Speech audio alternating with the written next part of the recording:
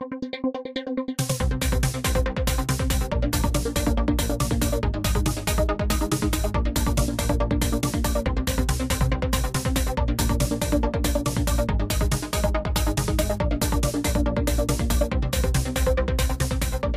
back everyone to yet another episode of Redstone with Ripper. We are all the way up to episode 18, and as you can see in front of you, and as you could probably tell by the video title, we are covering slime blocks today, so let's get straight into it.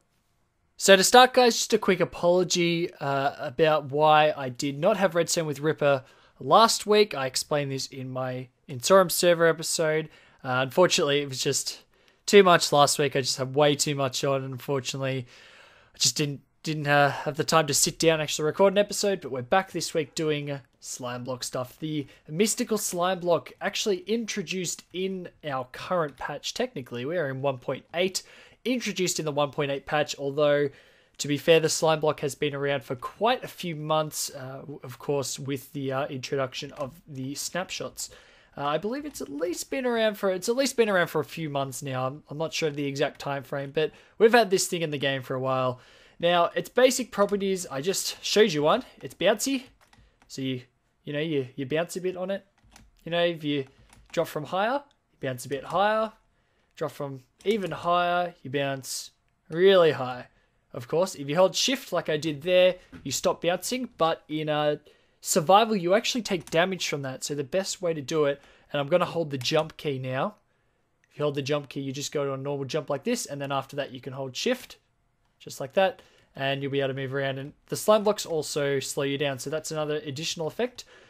And there is a weird bug, and I'm going to stand right on the edge of the slime block, and sometimes you don't bounce. Yeah, so you can see there I actually didn't bounce, so that's a bit of an oddity with slime blocks, if you ask me, but it is how it is.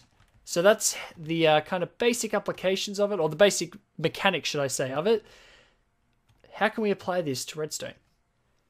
Okay, so the first very, very basic use you have for it is a simple jumping platform. So we have 4 pressure plates around here on obsidian, and of course, I'll explain this in a sec. Slime blocks also grab other blocks next to them and push them when pushed by a sticky piston. That is a sticky piston under there. And basically what's happening here, you just got the pressure plates going to redstone dust, and when you step on them, it'll pop up the slime block. So if you just simply walk towards a slime block, you can see you get launched just like that. Very, very simple jumping pad. So what's actually going on here is, of course, we've attached it to a sticky piston here, and you can see we've got a slime block here, slime block here. We've also got a slime block at the back, so it's just a bit of a random shape I put together. We have 2 chiseled quartz blocks here, and these are obviously movable blocks. If you have a sticky piston, and we're going to power the sticky piston. In fact, let me get a lever. You can see it's a movable block. However, the obsidian here, if we put it there, you can see the piston's not going to move it. It is an immovable block. Pistons cannot move it. It is not the only one in the game. Other examples are any entity block. So chests, hoppers, furnaces, just like over here. None of these can be moved. So they are, you can put furnaces in place of the obsidian here, would have exactly the same effect. And is actually probably the better way if you're, short on obsidian. So basically what's going to happen here is we're going to move the sticky piston, and you can see we've got the slime blocks over here. However, when we move it, you can see the slime blocks move as a unit. And not only that, they also grab these movable blocks with them. So you can see they grab the movable blocks. So basically what you can kind of imagine, if you can picture it in your head, the slime block is basically an extension of the sticky piston itself. So this whole slime block arm is an extension of the sticky piston, and anything attached to it will also be pushed or pulled with the sticky piston. If we were to put a block of, we'll get the chisel quartz block, put it over here, it's not going to be moved because it's not actually attached to the slime block. See, it doesn't matter. But if you attach something else to the slime block, say we attach it here, you can see it's going to be pushed or pulled with the slime blocks. Now, this obsidian block over here is an immovable block, So the slime blocks literally just ignore that block. It's as if it never ever existed. So you can see it doesn't get moved, and it doesn't actually count to the cap on this slime blocks, which I'll get to right now. We have 1, 2, 3, 4, 5, 6, 7, 8, 9, 10, 11, 12 slime blocks here. You can see we can move 12 slime blocks, but when we add another slime block, you can see the piston will not move it. So pistons can only move a maximum of 12 blocks in this manner. This doesn't even need to be a slime block. It could be any block that it's attached to, just like that. And these two, well, we can put 2 blocks like that. This will still be 12, so it'll be able to move this, just like that. But if we put another one on there, it's a total of 13, so it can't move it. But what I'm going to show you is that we'll go back to the 12 slime blocks, just like this. If we put an obsidian here, in fact, we can put as many obsidian as we want, we can still move it because the slime blocks absolutely ignore any immovable block, just like that. And the reason I got you guys to kind of imagine the slime block as an actual extension of the sticky piston is because it actually operates under the same principles as the sticky piston. As before, when I showed you how the piston could not move the immovable block, this is an extension to here, the slime block. This slime block, when it's pushed, actually can't go up. So when we power the piston, it actually can't move because it can't push that immovable block because it actually is blocking it in this case. It ignores it, just in this case, but it's actually blocking the movement, so the whole mechanism will not move. The other way this happens, if you've ever noticed your slime blocks aren't moving, just like this is because this slime block is treating this block here as part of it. So if we were to actually remove that, this would actually move, but it won't pull. Oh no, it will pull back actually. It will. You can see we've got the gap there now, so it will actually move. However, when we have the block here, this block can't move in that direction because it's blocked by, you know, the infinity amount of blocks all the way to whatever the limit is out there. So basically this can't move. So you got to have your slime blocks up a block, guys. So that's all the basic principles of the slime block in regards to redstone at least. But what applications can we use these for? Well, basically slime blocks don't really add too much new to the game. They add a little bit, a couple of things that are totally new. But what slime blocks basically enable us to do is make things that were really, really, really big before really, really small. So we have this triple extender here, and basically we've got, it is a triple extender, I'll tell you that now. We have 3 pistons in a row, then 3 slime blocks. We're going to power the back one first. I've already got it set up, just like that. You can see this piston pushes, these slime blocks are attached to these pistons, so they move with them. We power this one, same principle. This slime block is attached to this piston, so it moves. The reason it does not move this piston is because an extended piston is in an immovable object. So just let me do a quick demonstration. You can see we can move pistons, but if we power this, you can see it actually can't move it anymore. So an extended piston is an immovable object, so the slime block doesn't grab it, it totally ignores it. And yeah, then we can do that, and we have our triple extender. It's extended 3 blocks. So not only does it extend, it extends with minimal amount of redstone and minimal space, it also allows us to extend more than 1 block. So it's actually got double the use there.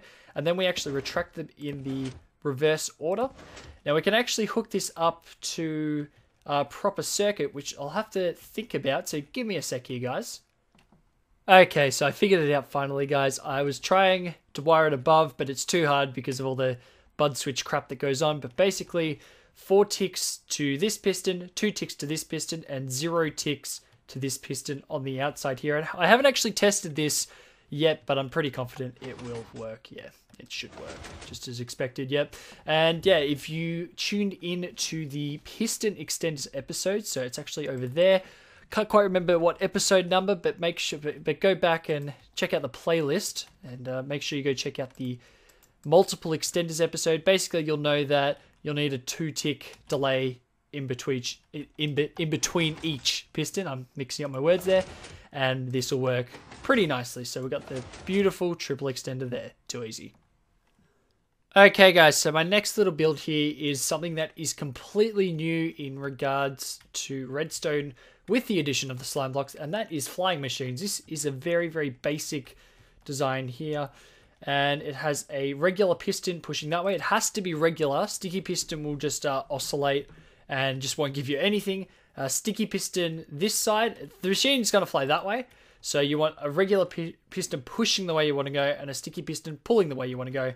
And then this one at the end is just a regular piston, and this updates it. So I'll show you how it works first. And basically, redstone blocks go on the top of them. I'm going to ignore this because it is just an updater. And you can see the mechanism here. We update this block, and you can see it pushes it one block that way every time, as you can see. So it actually pushes this piston out, which grabs this piston. And you can see it grabs this piston back, and when this piston gets to this spot, you can see it instantly pushes out because it's actually updated by this redstone block because it forms a bud switch, because you can see the one block diagonally powered. I'm mixing up my words yet again. So what happens is that we'll take away this redstone block, and I'll let it fly for a bit, but I don't want it to cause lag in my world. So we'll go like that, we'll go like that, and all we need to do is chuck a block there, and it didn't work for a sec there, but it is working now. You can see this will just go on infinitely, and yeah, whenever this piston gets pushed into this spot, it just pushes and basically just updates the whole thing and just keeps the mechanism going. So I'll just break that because I don't want it to go on. I'll rebuild this before the world downloads, so don't worry about that too much, guys. So just the last few designs here, guys, and I'll actually do this little one first, just sitting by its lonesome. In fact, it should be over here because I forgot to mention it at the start of this episode. And basically, this is a bud switch. It's actually a bud pulsar. And we activate it, you can see we get something just like that, just pulses. And basically what we can do is do something like, not like that, like that. And update it. And you can see we get a nice pulse. And in fact, I made a mistake because it needs to be an immovable block there. And now you can see we got a nice, lovely pulse. I'm not sure if it'd be enough to activate a torch, but no, it's not quite enough to activate a torch. But if we get out our trusty redstone lamps, it should be enough to activate one of them, I'm assuming. And you can see we get a nice pulse there. So, bud pulsar. Unfortunately, this does not work with a sticky piston pointing any of the 4 directions. Unfortunately, it just oscillates, so it just goes up and down infinitely. But very, very, very useful bud switch here. Very useful to use. You guys should find plenty of uses for this. So my last design here is a slime block elevator. And basically you stand on here and hopefully it works. These can be a little inconsistent at times, but since it is single player, this will work perfectly every time. I would highly recommend against using this on any multiplayer server because slime blocks and lag just do not go together at all. So these do not work on multiplayer servers no matter what you try. Basically, we have the button here, obviously, when you stand on it.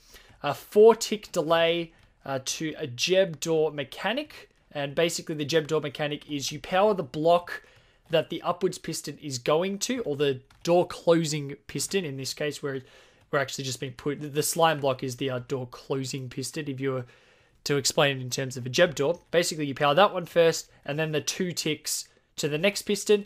And usually with the Jeb door, this may look a bit weird to you because the Jeb door, usually you have this kind of thing, and you have the 2 pistons, and then it has to pull back the block. However, in this case, this piston pushes it out. But if we just quickly power this piston, you can see it'll do that. Oops.